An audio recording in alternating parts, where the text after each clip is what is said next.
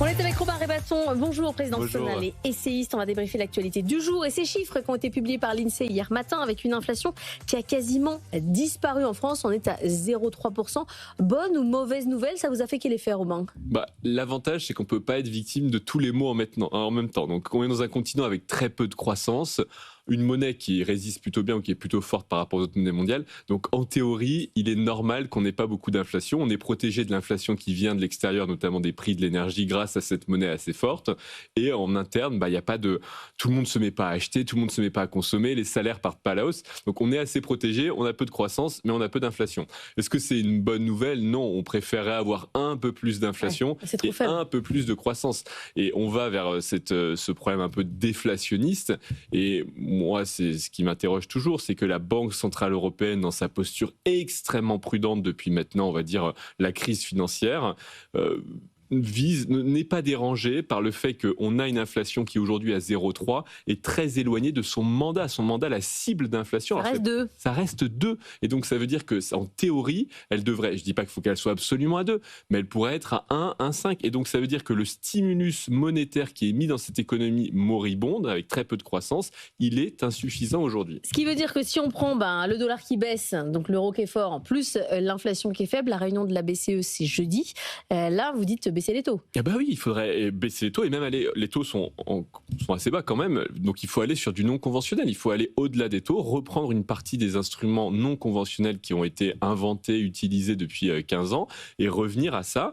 Ça ne veut pas dire que tout d'un coup on va tout refaire exploser, mais on sait qu'on a un continent vieillissant avec des taux d'emploi qui sont déjà assez hauts, avec peu de gains de productivité, voire pas de gains de productivité. Donc à un moment il faut que la pression, soit elle est budgétaire, mais les États sont quand même assez endettés, en tout cas la France, soit elle est monétaire, et c'est le rôle de la Banque Centrale Européenne, soit par les taux d'intérêt directeurs, soit par des instruments non conventionnels. Dans l'actualité également aujourd'hui, les réseaux sociaux et Elon Musk qui est convié, parce qu'il n'est pas forcé à venir à un petit rendez-vous avec la justice française le 20 avril prochain. Il y a eu cette perquisition hier chez X. Est-ce qu'on s'attaque par la bonne manière aux réseaux sociaux ? Est-ce que vous considérez que c'est un problème de santé publique, un problème business, un problème de liberté d'expression ?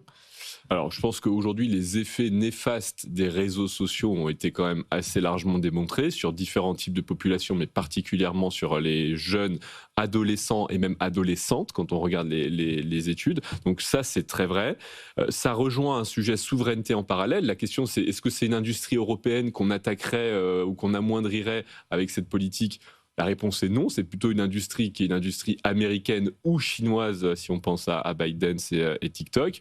Donc, en théorie, le terrain est libre pour prendre des mesures qui sont à la fois de santé publique d'un côté et à la fois de souveraineté économique de l'autre. Donc, mais vous qui êtes libéral, vous dites pas c'est une question de liberté d'expression, chacun fait ce qu'il veut, point. Si vous voulez pas regarder des halls, faites autre chose, quoi. Non, tout simplement parce qu'aujourd'hui, il existe un certain nombre, on va pas fermer tous les canaux de la liberté d'expression. C'est un canal de la liberté d'expression dont on pourrait restreindre l'usage. L'idée, c'est pas de le fermer totalement. L'idée, c'est d'en restreindre l'usage à des publics qui sont plus sensibles à ces effets négatifs. Les gens qui sont les plus raisonnables, donc on va considérer qu'ils sont en capacité de juger de la qualité. Ça arrive de tomber dans un trou quand même. On le voit très souvent, mais c'est quand même une mesure de santé publique aujourd'hui. Et encore une fois, ça s'inscrit dans une démarche de souveraineté. Donc je pense que c'est le bon moment pour agir.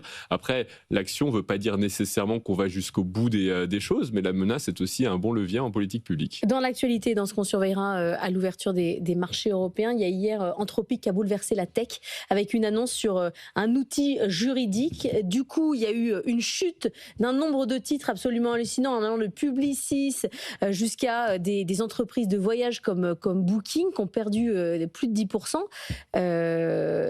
Révolution que vous regardez comment ? Parce qu'on a à la fois des craintes sur l'IA qui délivre pas sur les entreprises et à la fois des craintes sur les entreprises qui sont bouleversées par l'intelligence artificielle qui prend toute la place. Oui, on a un grand, ce qu'on appelle le reverse du logiciel là à Wall Street et au Nasdaq depuis maintenant début janvier. Les vendeurs de software, de logiciels sont à moins 20% par rapport à leur pic de janvier. Donc on sent cette pression déflationniste de l'intelligence artificielle. Se pose toujours la question de la monétisation des usages, la question de la rentabilité de ces modèles qui sont aujourd'hui encore vendus à perte. Et donc la question qui va se poser pour tout le monde, c'est de dire est-ce qu'on est dans une stratégie de conquête de parts de marché avec des prix très très très bas, voire des prix négatifs, et à un moment les prix vont remonter dans ce cas-là, est-ce que les acteurs en place qui avaient des services qui étaient vendus à un certain prix vont redevenir compétitifs si l'IA est pricée à son juste prix et pas subventionnée entre guillemets comme elle l'est aujourd'hui par des investisseurs, des investissements qui viennent nourrir ces entreprises.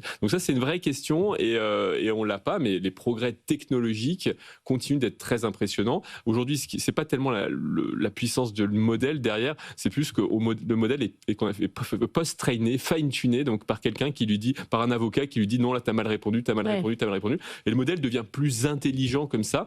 Et donc c'est vrai que ça fait des modèles qui sont capables de bouleverser des secteurs. Merci beaucoup, Robin Rivard.